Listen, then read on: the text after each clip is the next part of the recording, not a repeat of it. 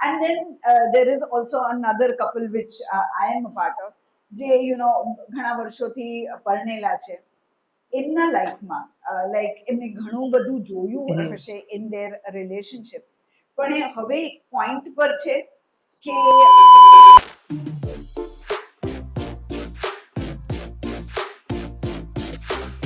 All right, hi everyone. Welcome to another episode of બાતચીત. બાતચીતમાં દર વખતે અલગ અલગ ફ્લેવર્સ આવે છે આપણી જોડે, અને આજે જે એક ફ્લેવર છે એ બહુ નવી, એક ફ્રેશ ફ્લેવર, એક નવી ફિલ્મ આવી રહી છે ચોરંગી, જેના સ્ટારકાસ્ટના અમુક મેમ્બર્સ આપણી જોડે છે. સો લેટ્સ વેલકમ નીલભાઈ, જે ફિલ્મના creative director as well as એના એક્ટર છે, અને ઓફકોર્સ સોનાલી મેમ. કેમ છો? તો કેવું ચાલે છે ચોરંગીનું પ્રમોશન? એકદમ જોરદાર, ચારે બાજુ ચોરંગી છે. આટલા બધા લોકો ફિલ્મમાં અને આટલું બધું મેનેજ કરું, તો હાઉ ઇઝ ધેટ હેપનિંગ? આ એ કેવી રીતે થઈ રહ્યું છે? પહેલા તો એ નીલભાઈ નહીં, ટીમ અને અનુભવી કલાકારો બધા છે બરાબર, એટલે કોઈ નથી. અને પહેલેથી મેનેજમેન્ટ આપણે કરીએ, કેમ કે મેનેજમેન્ટ ટીમમાં બી છે બધા અમારા જે આપણે રાખેલા છે, અને ટીમમાં જ મેમ્બરો છે. એટલે ગુજરાતમાં બધી જ જગ્યાએ જે કહેવાય અલગ અલગ ટીમ કઈ જગ્યાએ કયા સમયે કોણ જશે પહેલેથી જ છે, એટલે વાંધો નથી આવતો, બધું મહેનત સારી રીતે થઈ રહ્યું છે. અને ફિલ્મનું કાસ્ટિંગ બી બહુ ઇન્ટરેસ્ટિંગ છે. જે ચાર પેડ્સ છે આપણી મેઇન, સંજય સર સૂત્રધાર તરીકે છે. તો આ કાસ્ટિંગ તમારી પાસે કેવી રીતે આવ્યું, સ્ટાર્ટિંગ ફ્રોમ યુ? કે આ રોલ તમે કેવી રીતે પિક કર્યો, કે તમે કેવી રીતે આ ફિલ્મમાં how are you are part of? હા, એટલે વિનોદભાઈ પહેલા આવીને એમને ઘણા વખત પહેલા એકચ્યુઅલી શૂટ ચાલુ થયું એના પહેલા 6 મહિના પહેલા એમને મને કોલ કર્યો હતો ટુ બ્રીફ મી કે આવી રીતના આપણે કંઈક ફિલ્મ બનાવી રહ્યા છે અને આ બધું કાસ્ટ આપણે વિચારી રહ્યા છે. અને ફર્સ્ટ કોન્વર્સેશનથી જ એવું લાગ્યું કે બહુ જેન્યુઅન માણસ આપણી સાથે વાત કરે ને, એ પ્રકારનો એમનો અપ્રોચ હતો. થોડી ઘણી સ્ટોરી એમને મને નરેટ કરી હતી, not in detail but just એક જનરલ. તો ઇન્ટરેસ્ટ એ જ મોમેન્ટે આવી ગયો હતો કે ઓકે, આ બધા કાસ્ટ સાથે આવી ટાઈપની સ્ટોરી એ કરવા માંગીએ છીએ તો કંઈક સારું જ બનશે. So that was the first look for me of the film. Yes નીલભાઈ. મારા કેરેક્ટર વિશે વાત કરું તો એક તો હું ક્રિએટિવ પ્રોડ્યુસર છું આ ફિલ્મમાં, અને વાત રહી ડિરેક્ટર વિનોદભાઈ પરમારની, તો વિનોદભાઈ પરમાર અને હું અમે 2009-10થી સાથે છીએ, અને કાફી ઘણા બધા સમયથી મતલબ સાથે જ છીએ. અને એમનું જે વિઝન ને મેઇન જે છે ને, ઇવન હું તો આટલા બધા ઘણા વર્ષોથી કામ કરું છું એમની સાથે, અને અમે ઘણા બધા પ્રોજેક્ટ પણ કરેલા છે ભૂતકાળમાં. પણ એમનું વિઝન ને જે ક્લિયરિટી છે અને ફોકસ જે છે કે ભાઈ મને શું જોઈએ છે અને કઈ રીતે મારે કરવું છે, અને જે જોઈએ છે ત્યાં સુધી પહોંચવાની પ્રોસેસ એ મહત્વની છે. તો એ ત્યાં સુધી પહોંચે છે અને એમનું સારું છે. તમે બધા ટ્રેલરમાં ને બધી જગ્યાએ જોયું હશે, એવું નથી કે હું જ કહું ને, ટ્રેલર છે, અમારા સોંગ પણ આવી ગયા છે, એ તમને ખ્યાલ જ હશે બધાને. અને એમનું ઓવરઓલ બહુ રિયલિસ્ટિક એક અપ્રોચ. એટલે આ બધા કેરેક્ટર્સ તમે જોશો, એમની સાથે એમ જોઈને જ એવું લાગે કે આપણે ક્યાંક એમને જોયા હશે કે સમથિંગ લાઈક દેટ. તો બહુ રિલેટેબલ એવા કેરેક્ટર્સ અને very realistic approach towards the whole story line. આમ હંબક તમને કંઈ પણ એક પણ વસ્તુ નહીં દેખાય. બહુ જ એવું લાગશે કે અરે હા, આપણી આજુબાજુમાં, આપણા કોલોનીમાં, આપણા ફેમિલીમાં કઈક જગ્યાએ આપણે આ વસ્તુ કે આવા લોકોને જોયા હોય એવું 100% તમને લાગશે. અને તમે તમારા કેરેક્ટર્સ જોડે ઓફ લેટ બહુ જ બધા એક્સપેરિમેન્ટ્સ કર્યા છે. જ્યારે આપણે બ્રહ્મા મળ્યા હતા, એના પછી આપણે બીજા બી એક ફિલ્મ માટે મળ્યા, જેમાં બંનેમાં તમારા કેરેક્ટર્સ બહુ જ અલગ હતા. તો તમારું કેરેક્ટર પિક કરવાનું બી અત્યારે એ એકદમ એવું રહ્યું છે, ઓફબીટ રહ્યું છે. તો tell us about your mindset picking up such characters, કે તમે કેવી રીતે કેરેક્ટર્સ તમારા. એટલે બહુ ડેલિબરેટ એવું ઇન્ટેન્શન નથી હોતું કે મારે કંઈક જુદું જ કરવું છે, બટ એક નોર્મલ કેરેક્ટર સાથે એક એક્સ્ટ્રાઓર્ડિનરી સર્કમસ્ટાન્સીસ પણ એ વસ્તુને અલગ બનાવતું હોય છે, જે આ ફિલ્મમાં છે.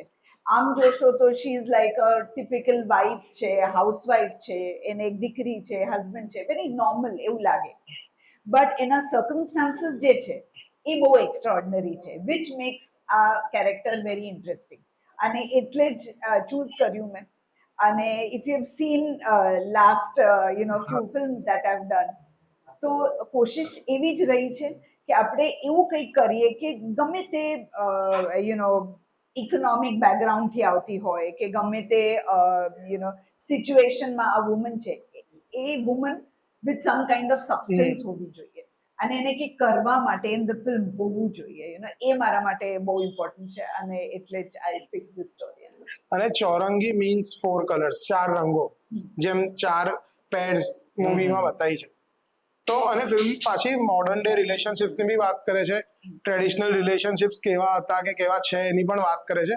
તો તમારું ટેક શું છે modern day relationships versus traditional જે હતા એ અત્યારના જમાનામાં રિલેશનશિપ્સમાં શું ખૂટે છે કે વસ્તુઓ ટકી નથી શકતી, કે what is your take on that, કે શું હોય?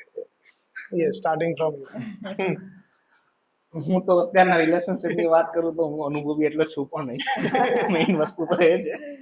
પણ નહીં, અત્યારનું મેઇન વસ્તુ એ છે કે પ્રેક્ટિકલ લોકો થઈ ગયા છે, બધી વસ્તુ બરાબર છે, પણ ક્યાંક ને ક્યાંક જે રૂટની જે વાત હોય એ ક્યાંક ને ક્યાંક પકડી રાખે અને એ મતલબ રાખીને થોડું એ રાખે તો ટકી શકે છે. કઈ એવું નથી કે થાય છે. બાકી અનુભવ આ બાબતે નથી. એમના બધા અનુભવ છે. ઓફકોર્સ તમે જેવું કીધું એવું 4 રંગો એની વાત છે, 4 સ્ટોરીઝ છે, એ તો ખરું જ, પણ એની સાથે સાથે 4 એવા રિલેશનશિપ્સની વાત છે જે જુદા જુદા સ્ટેજ ઓફ રિલેશનશિપ્સમાં છે.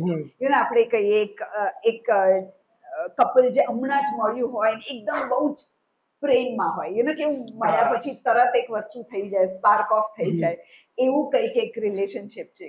એક રિલેશનશિપ એવું છે કે આપણને એવું લાગે કે છોકરા તરફથી વધારે આમ પ્રેમ બતાવવામાં આવ્યું છે અને છોકરી થોડી કદાચ અલૂફ છે.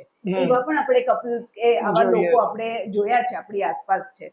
એક એવું કપલ છે જે હસબન્ડ કે એનો મેલ જે કાઉન્ટર પાર્ટ છે એનો બહુ જ પ્રેક્ટિકલી બધી વસ્તુઓ વિચારે છે. ફિમેલ પણ બહુ જ પ્રેક્ટિકલ છે, વેરી ગ્રાઉન્ડેડ છે, પણ એને એવું છે એને કોઈ જમ્પ નથી કરી દેવું કોઈ રિલેશનશિપમાં. એને એવું છે કે થોડોક ટાઈમ લઈને એકબીજાને સમજીને પછી આપણે આગળ વધીએ વિથ મેચ્યોરિટી. અને પેલાને એવું છે કે ફાઇનલ થઈ ગયું છે એટલે બધું આમ જોઈન્ટ અકાઉન્ટ સુધી બધી વાત થઈ જાય છે. સો પ્રેક્ટિકલ આપણે ટ્રેલરમાં જોયું છે. And then there is also another couple which I am a part of, જે ઘણા વર્ષોથી પરણેલા છે. એમના લાઈફમાં લાઈક એમને ઘણું બધું જોયું હશે ઇન ધેર રિલેશનશિપ, પણ એ હવે એક પોઈન્ટ પર છે કે એ વુમનને સેવું નથી હવે. એ રિવોલ્ટ પર આવી ગઈ છે, એ મોડ પર આવી ગઈ છે, હવે બહુ થયું, બસ ઇનફ છે. તો એ પ્રકારનું એક રિલેશનશિપ છે. So there all different kind of relationships also. અને આ બધા સ્ટોરીઝને બાઇન્ડ કરતા એવા 2 કલાકાર છે. એક આપણા વેટરન સંજય ગોરડિયા સર છે અને સોહની ભટ્ટ. એવા 2 કેરેક્ટર્સ છે જે દરેક સ્ટોરી સાથે કઈ ના કઈ રીતે કનેક્ટેડ છે. So I just want to ask you કે આટલા બધા કેરેક્ટર્સ જ્યારે ફિલ્મમાં છે, દરેક કેરેક્ટર્સની કંઈક ને કંઈક એક ખાસિયત હશે કે એક પેલું વન લાઇનર જે હું કેરેક્ટરને કહું તો એ કેરેક્ટર એનો નેચર સમજી જાય. તો આટલા બધા કેરેક્ટર્સ એમાંથી તમને કોઈ બી એક કેરેક્ટરની કોઈ ક્વોલિટી તમારી લાઈફમાં લાવી હોય તો એ કયું કેરેક્ટર હશે ને કઈ ક્વોલિટી હશે? યસ. મને એક ફિલ્મનો ડાયલોગ જે છે ને, જે એક તો મારો તો છે જ સેટ થઈ જશું એ તો અલગ છે, પણ એક ફિલ્મનું જે મેઇન છે કે દરેક એક વ્યક્તિ હોય છે ને એનું એક પોતાનું વિશ્વ હોય છે. અને ફિલ્મમાં એક ટ્રેલરમાં બી આવ્યું છે એમ કે ભાઈ દરેક વ્યક્તિને એક વિશ્વ હોય છે, તો ફિલ્મનું બી જે વિશ્વ છે એમાં બધા ડોક્યુ કરવા આવે તો એ મને લાઈન છે એ વધારે ગમેલી. અને એક કેરેક્ટર જેમનાથી કોઈ ક્વોલિટી તમે લેવા માંગતા હો? એકચ્યુઅલી મારું કેરેક્ટર મને કરવાની બહુ જ મજા આવી છે, પણ એ કેરેક્ટરમાંથી મારામાં કોઈ વસ્તુ છે નહીં. વસ્તુ આ છે, બીજું કંઈ નથી. કેમ કે મારું જે કેરેક્ટર વિશે હું વાત કરું તમને તો એક ટીચરનું કેરેક્ટર છે જે ગણતરીબાજ છે, વધારે વિચારીને જીવન જીવે છે અને 34-35 વર્ષનું મતલબ એ કેરેક્ટર છે અને મેરેજ સુધી, એરેન્જ મેરેજમાં એના સુધી જાય છે અને આગળ વધે છે. પણ પછી જે હોય છે 35 વર્ષ પછી કે ભાઈ એડજસ્ટમેન્ટ નહીં થાય આટલું બધું તો કરવા, તો કે હા એ થોડું કરવું તો છે. પાછું પોતાને બી અંદરથી હોય કે ના મેરેજ તો કરવા જ છે, એવું બી ખરું, પણ એડજસ્ટમેન્ટ નથી કરવું, ક્યારેક કરવું છે, ક્યારેક ગુસ્સો, પછી આગળ શું થાય છે એ બધું ચાલે છે. તો કેરેક્ટર મને એ ગમે છે, પણ એમાંથી કોઈ વસ્તુ છે નહીં. એકચ્યુઅલી મને 2 કેરેક્ટર્સ બહુ એમાંથી એટલે મારા મનમાં એક ઘર કરી ગયા છે. એક તો મારું પોતાનું છે, જે એક એવી સ્ત્રી છે જેની મેરેડ લાઈફ આપણે આમ આઈડિયલ એવું અત્યારના દુનિયામાં એવું કહીએ એવી નથી. એક તો ઘણા બધા સમયથી એ લોકો સાથે આવી ગયા છે, તો એને ઘણું બધું કોમ્પ્રોમાઇઝ આમ તેમ કરતા જોઈએ છે, પણ એક એવા પોઈન્ટ પર આવી ગઈ છે કે એને કોમ્પ્રોમાઇઝ નથી કરવું હવે. પછી એની એક દીકરી છે, એની ઈચ્છા એ છે કે દીકરી પરણે, દીકરી એને કહે છે કે ભાઈ તારું જ કઈ ઠેકાણે નથી, તું મને એ જ વસ્તુમાં કેમ ઢકેલવા હા. માંગે છે. તો એનો એક પોઈન્ટ ઓફ વ્યૂ છે વિચ ઇઝ વેરી પોઝિટિવ કે ભલે મારા લાઈફમાં આવું છે પણ દેટ ડઝન્ટ મીન કે દરેક પુરુષ ખરાબ હોય છે. સારા પણ હોય છે એમાં, અને આપણને મળી જાય ને એવું બધું થઈ જાય તો જ તું આગળ વધ. પણ એવું નથી કે મેરેજ પર ચોકડી તું ના મારી દેતી. Be open. That is one very good quality I think of this character. બીજી એક ક્વોલિટી એ છે કે ઘણી વખત આપણને એવું લાગે ને કે તમે કંઈક ખરાબ તમારી એક ટેવ હોય તો તમને લેસન આપવા માટે હું એ ખરાબ ટેવ તમારાથી લઈ લઉં અને તમારા કરતા વધારે ખરાબ કરીને બતાવું. એવું એક ટેન્ડન્સી હોય છે to get back in that way. તો ધીસ લેડી સેઝ, એની ડોટર એવું એને પ્રપોઝ કરે છે. ટ્રેલરમાં પણ આપણે એક ડાયલોગ સાંભળ્યું છે કે એમને આટલા બધા લફડા કર્યા છે, તું પણ એકાદ લફડું કરી નાખ ને.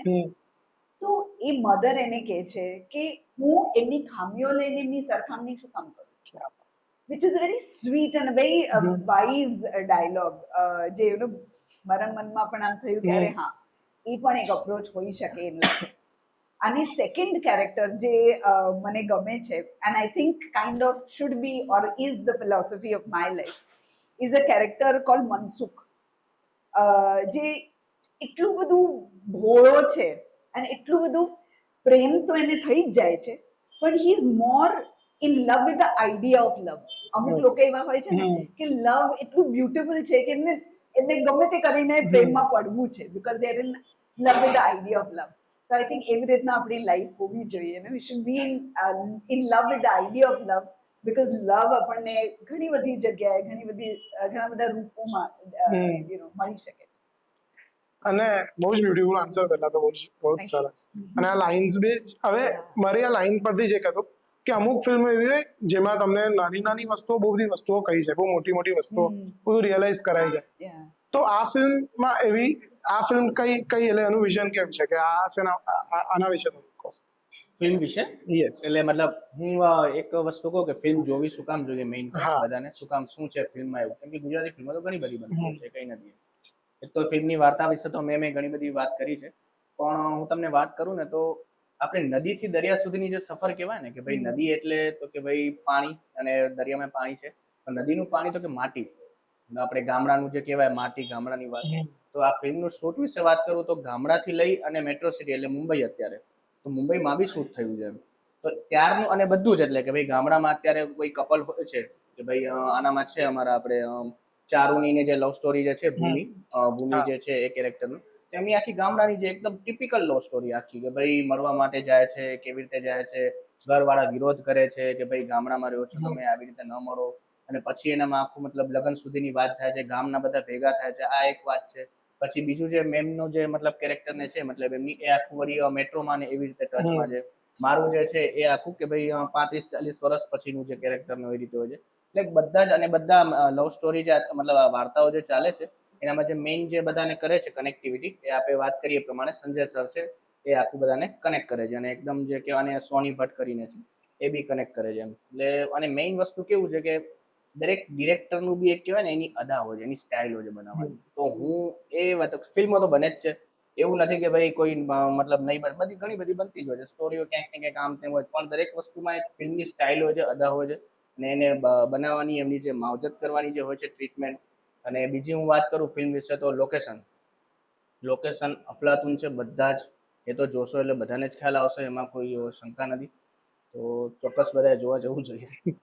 અને અમારી ફિલ્મની એક બીજી ખાસિયત છે, 3 ગાયનો છે, 2 જે ફિલ્મ ની અંદર છે અને એક જે છે અમે એક પ્રમોશનલ સોંગ જે શૂટ કર્યું એ. અને you will be amaze to know કે એ પહેલું એવું સોંગ છે in the industry, Gujarati film industry, જે 1 ટેકમાં શૂટ થયેલું છે. તો એક પોઈન્ટ થી ચાલુ થાય અને એક પોઈન્ટ પર એન્ડ કરે, એવી રીતના છે. સો યુ કેન અન્ડરસ્ટેન્ડ કે ધ અમાઉન્ટ ઓફ કોમ્પ્લેક્સિટીઝ જે આવે છે વેન ઇટ ઇઝ 1 ટેક. 120 જેવા કલાકાર છે, ડાન્સર્સ, એક્ટર્સ, કેરેક્ટર્સ, બધા જ અમે એક્ટરો તો છીએ જ સાથે. સો બહુ સુંદર અને બહુ મજાનું એક ગીત છે, કમલેશ બારોટ એમને ગાયું છે આ, એન્ડ ટીમલી ફોર્મેટમાં છે. તો બહુ જ મજા આવી એ શૂટ કરવાની, એના માટે પ્રિપેર કરવાનું. બીકોઝ એક કે સેજે 1 મિનિટ પતી જાય શૂટનો અને ત્યાં નાનકડી એક સેકન્ડની હા. ભૂલ થઈ જાય તો ફરીથી ફરીથી આપણે આખું retake આખું ચાલુ કરવું કરવું પડે. 3.5 મિનિટનું સોંગ છે અને અમે લગભગ 3.5 કલાકમાં એ શૂટ બહુ કર્યું. જ અને આપણે as V talk we are creative people. આપણા મનમાં રેગ્યુલરલી કંઈનું કંઈક તો ક્રિએટિવ ચાલતું હોય, મન શાંત ના રહે. કરેક્ટ. તો એવા ટાઈમમાં છે ને આપણે બહુ બધી વસ્તુઓ કે બહુ બધા લોકોને આપણે જે કંઈક કહેવું હોય ને તો એ ના કહી શકીએ. અને અમુક વાર એમાં આપણા રિલેશન્સ બી અફેક્ટ થાય. આપણે પર્સનલી બી એવું ફીલ કરીએ કે I wanted to be present here પણ હું ના જઈ શક્યો હા. કેમ કે આપણે આર્ટિસ્ટ લોકો છે, આપણે ફરતા રહેતા. કરેક્ટ. તો તમને હું એવું પૂછવા માંગીશ કે તમારા રિલેશનશિપ્સમાં કઈ એવી વસ્તુ છે જે તમે કોઈકને કહેવા માંગતો હો, તમારા પાર્ટનરને કે તમારા કોઈ લવડ વન્સને, જે તમે કહી નથી શક્યા અને થ્રુ ધીસ પ્લેટફોર્મ આપણે એમને એ વસ્તુ કહી શકીએ?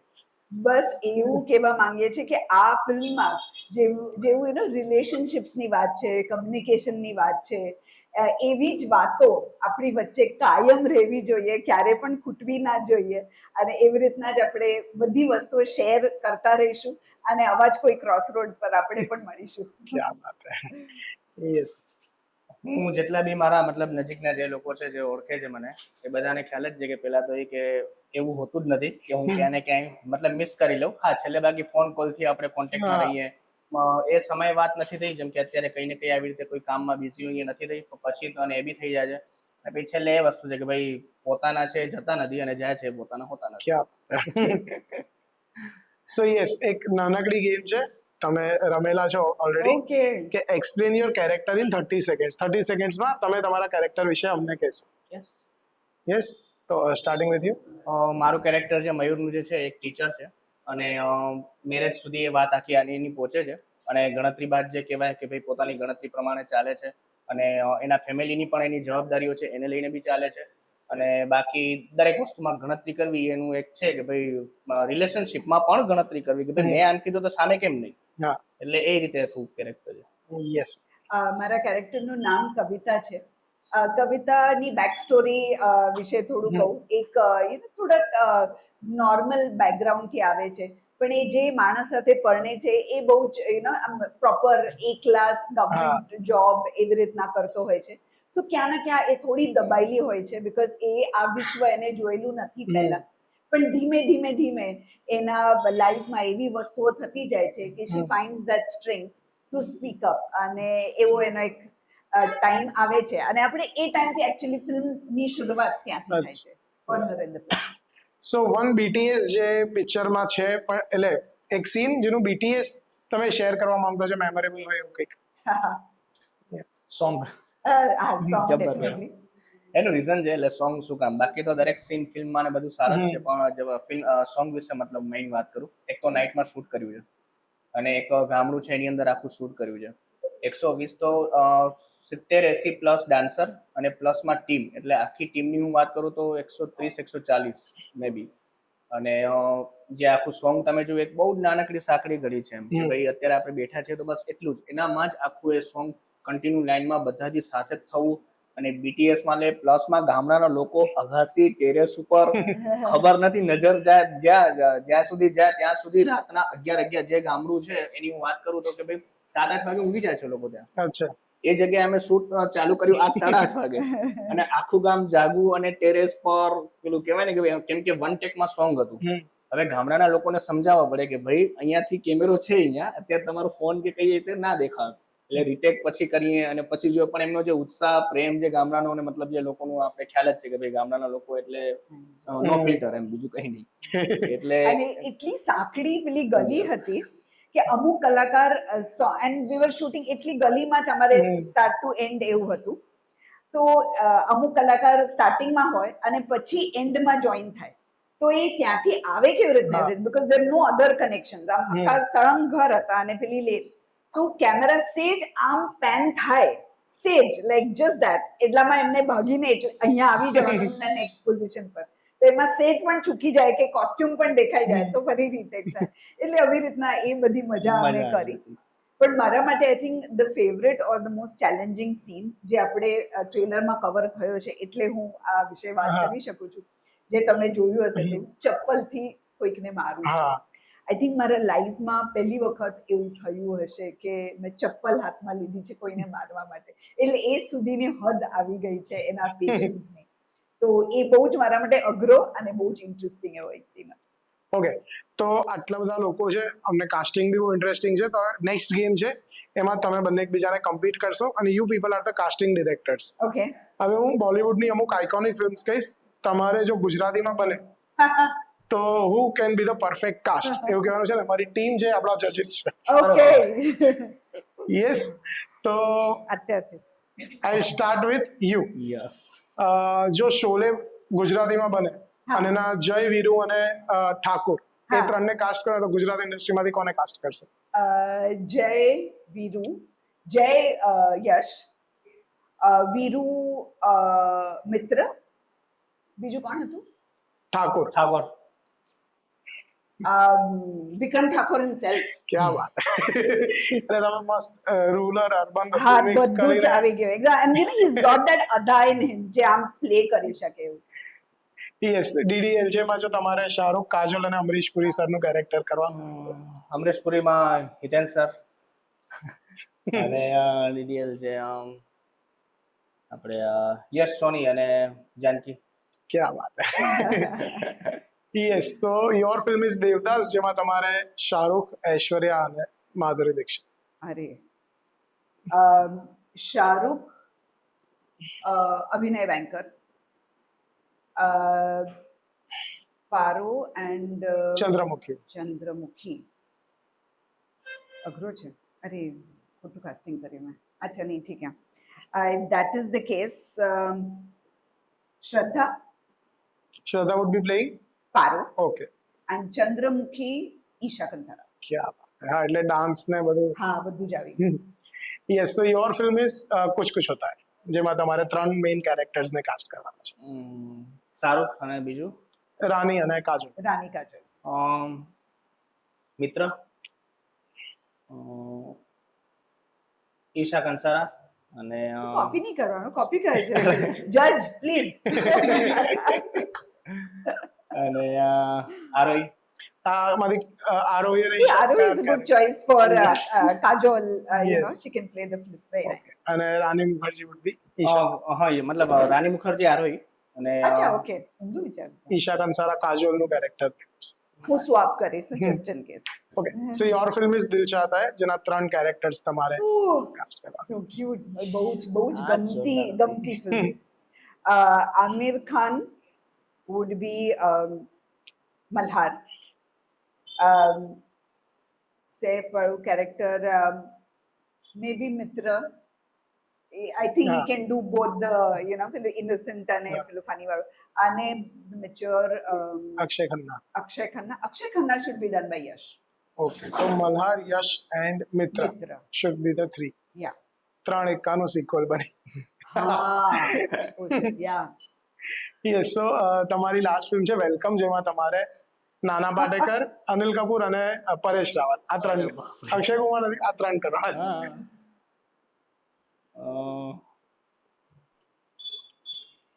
આપણે જોડે મળીને કરીએ casting આનું? એમાં તો કોઈ કેરેક્ટર નાના પાટેકર should be સિદ્ધાર્થભાઈ. હા, બહુ જ હા, મજા આવે, yes, yes, બહુ yes, જ yes, મજા yes, આવે. yes. પછી બીજું કોણ? અને અનિલ કપૂર. અનિલ કપૂર અને પરેશ રાવલ, બાપરે. અનિલ કપૂર, હિતુભાઈ. હિતુ હા. કનોડિયા. એ બંનેની જોડી થઈ. હા. Yes yes yes. And Paresh Rawal. એમાં તમે જ સાથ આપી દો બે ત્રણ. હું તો કહીશ પરેશ રાવલ જ ગુજરાતી છે એમને. હા, એ બી યસ તો ગુજરાતી. છે. હા હા હા, એ બી. okay. યસ, તો થેન્ક યુ. કોણ જીત્યું શું લાગે? Yes, so thank you for being a part of Baatcheet. Chaurang is releasing 30th January. But મને 2020. just એક rush આવ્યો, casting director, how powerful they can be.